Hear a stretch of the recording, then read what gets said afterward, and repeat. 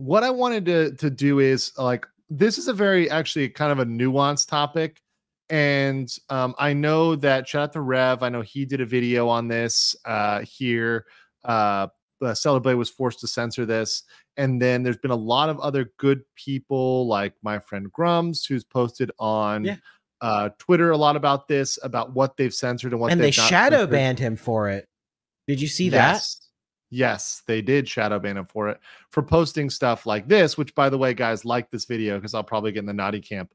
But while I'm talking about this, I'm going to put it on mute, but I'm just going to play the uncensored versions of all of the outfits while we kind of sit here. This is the uncensored, super based version of all of the outfits from Stellar Blade. So this is before the day one patch.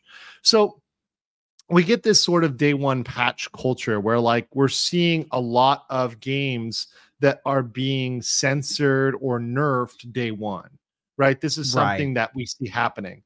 Now, what I want to talk about from a legal perspective is, because Shift Up, their whole marketing was this game is uncensored.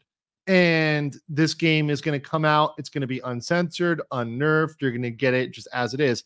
And this argument about the day one patch is separate from the woke idiots. And by the way, when I say woke idiots, I don't even mean people that are left. I mean people that are like a small deranged minority that is trying to androgynize people in general versus just letting people be the way they want to be, which I think is more, you know, is more apt if you are consistent, right? Which, Jesus Christ, this outfit.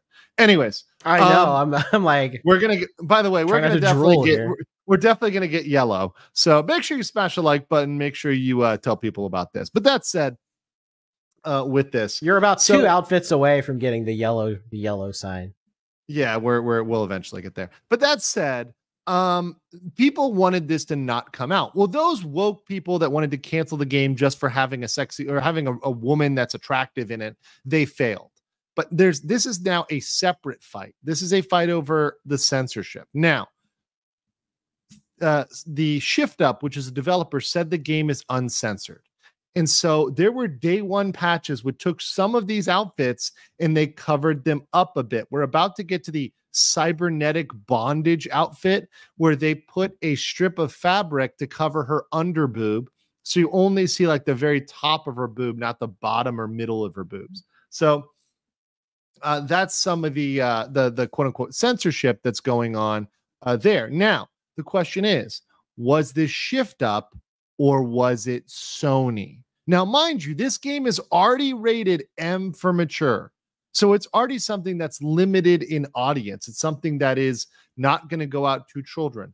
But they felt the need, for example, in this next costume, which will come up right here in 1 second. But they felt the need to censor it. So you'll see when she turns around here in this outfit that you can kind of see like the mid boob, not the actual, once again, you're not seeing more than you'd see in a bathing suit, but they felt the need to cover that like middle area here. Let me rewind this like 2 seconds, right? So you can see. So this like middle area here, right here, they decided they need to cover that. They need to put fabric there so that it doesn't show like flesh color. Yeah. So this part here needs to be covered up. Like that makes a big difference. Once again, we're getting really like, this is very weird, reverse puritanical stuff. And to me, that's got to be Sony.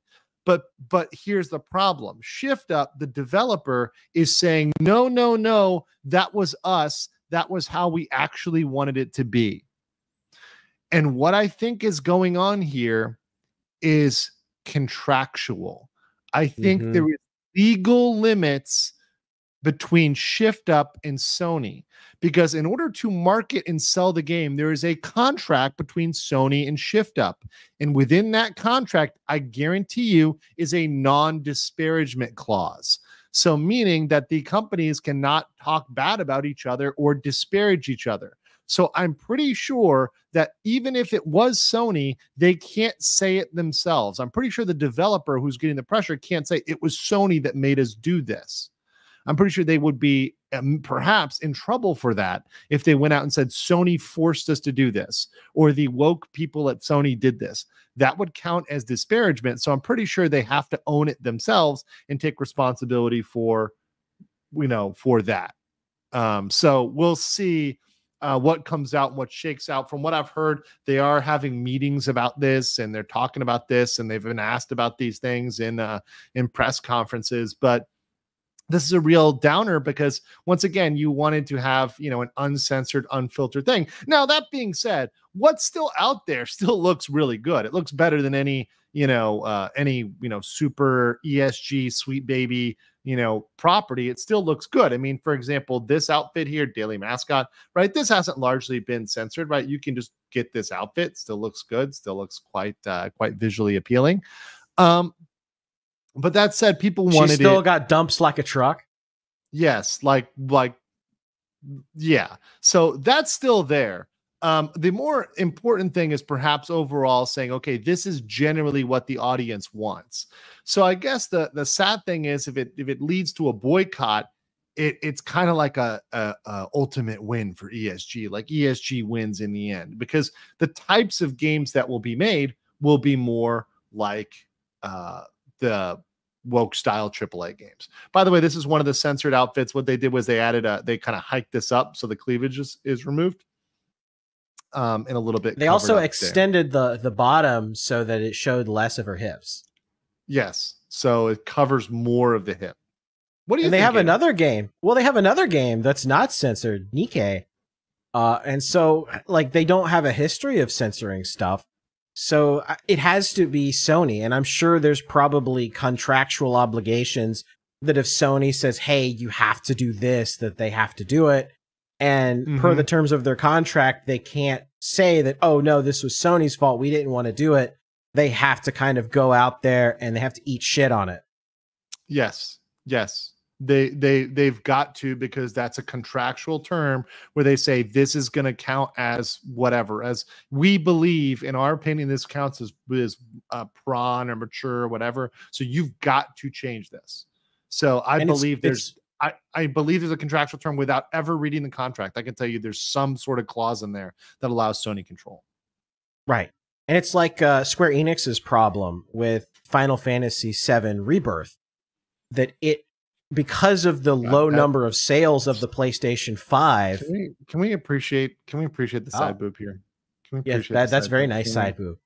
Okay, let's continue here. All right.